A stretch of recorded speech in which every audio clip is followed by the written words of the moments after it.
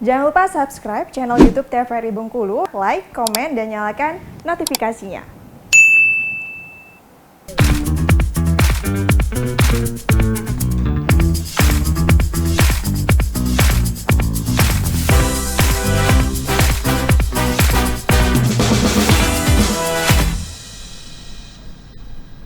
Assalamualaikum warahmatullahi wabarakatuh. Salam jumpa pemirsa TVRI Bengkulu. Jumpa lagi bersama saya Agnes Ramadhani dalam acara Opini Obrolan Pagi ini. Nah, obrolan pagi ini kita akan berbincang dengan tema kita, yaitu perempuan dan profesi jurnalis. Sudah hadir bersama saya di pagi hari ini Mbak Betty Herlina sebagai jurnalis. Hai, selamat pagi Mbak Betty. Pagi Agnes. Gimana kabarnya Mbak? Alhamdulillah sehat. Alhamdulillah sehat ya. Mbak ini asli Bengkulu Mbak ya? Asli Bengkulu dong. Asli in Bengkulu. Made in Bengkulu.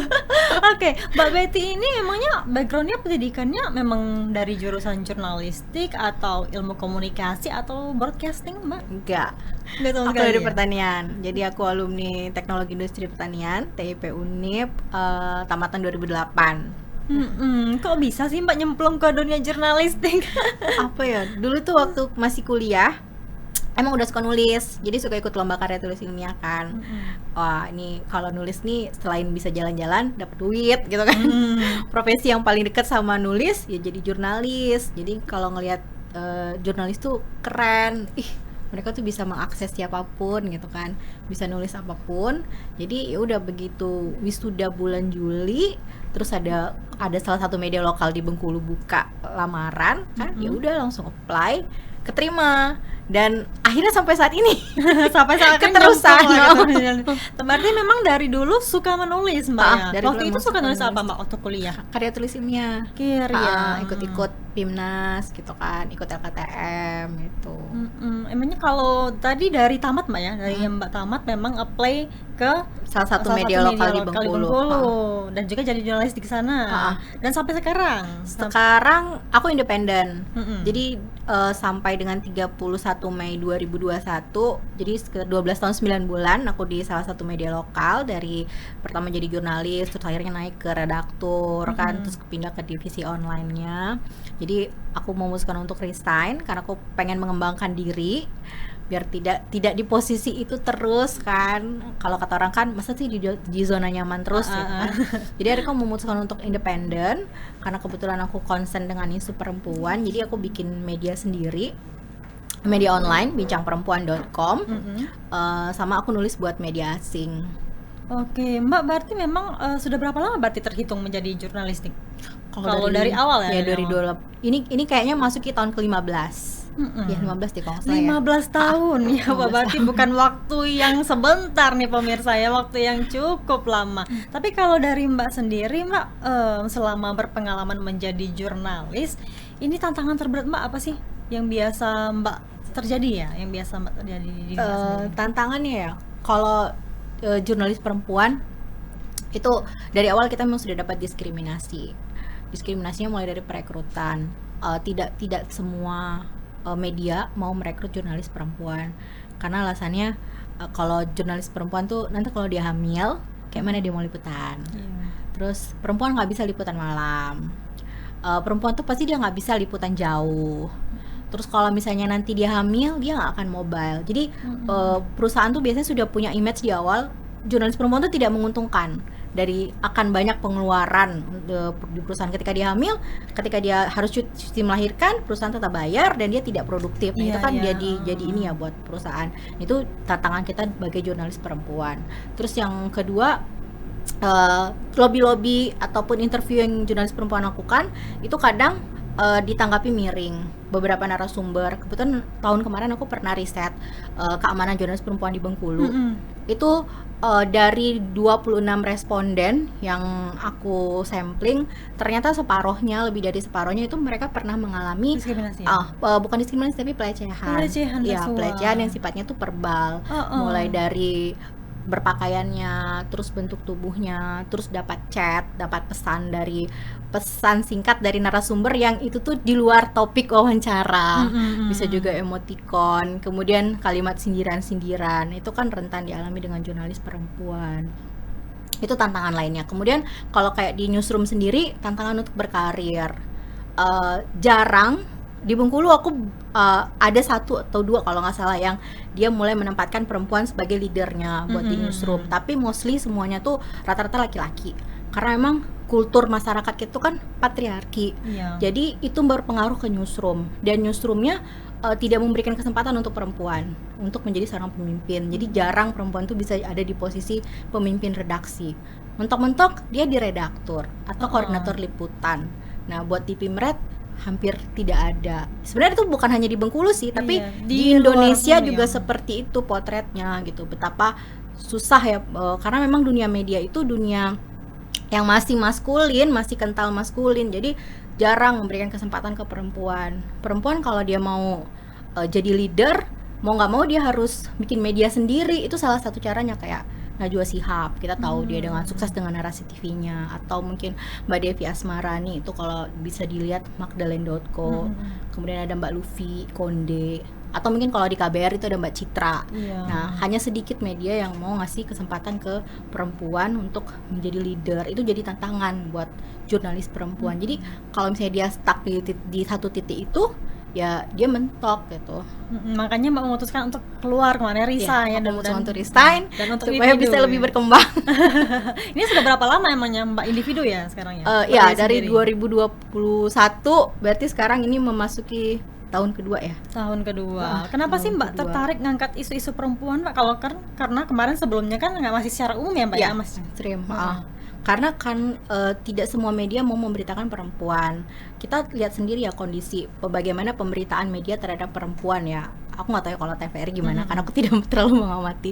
Tapi media umumnya dia menempatkan perempuan itu hanya sebagai afirmasi gitu, sekedar ada. Mungkin ketika mau kayak bulan ini bulan April mau Hari Kartini, baru dia menampilkan Iya. perempuan. Terus atau juga dia menampilkan perempuan itu lebih karena fisik. Kita lihat sendiri ya judul-judul media nasional pun dia memotret perempuan itu begini tampilan pakaian yang digunakan atlet bulu tangkis ini gitu, atau begini gaya berpakaian istri ini, pejabat ini gitu. Jadi dia menempatkan perempuan itu sekedar untuk hal-hal yang bukan substansi gitu.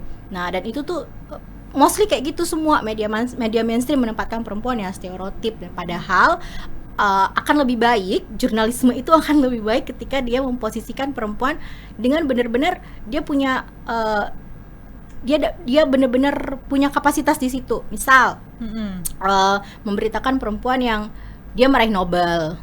Perempuan ini dia dapat Nobel, bukan karena perempuan ini dia istrinya si A gitu, atau bukan karena perempuan ini dia keseringan pakai tas merek ini gitu. Tapi lebih ke prestasi. Nah, makanya di 2 tahun terakhir ini karena aku mulai belajar perspektif gender gitu kan, karena tidak semua jurnalis perempuan punya perspektif gender, jadi itu jadi PR buat aku gitu. Jadi aku mulai pengen banyak tulisan tentang perempuan, pun juga dari narasumber. Mungkin bisa dilihat di setiap media. Kalau dari satu berita itu berapa sih narasumber perempuannya? Ada nggak? Mayoritas laki-laki ya. Padahal ada kok akademisi atau ilmuwan atau narasumber yang dia punya kompetensi yang sama dengan laki-laki dan dia bisa buat ngomong itu gitu. Tapi dia tidak dilirik karena dia jarang tampil tadi kan, dan media juga mungkin enggan menampilkannya perempuan gitu kan. Dan itulah salah satu alasan kenapa Mbak memutuskan untuk membuka media sendiri ya. Iya, itu yang jadi alasan aku. Kemudian aku juga pengen lebih banyak mengekspos tentang perempuan-perempuan lokal, khususnya perempuan-perempuan yang di Bengkulu.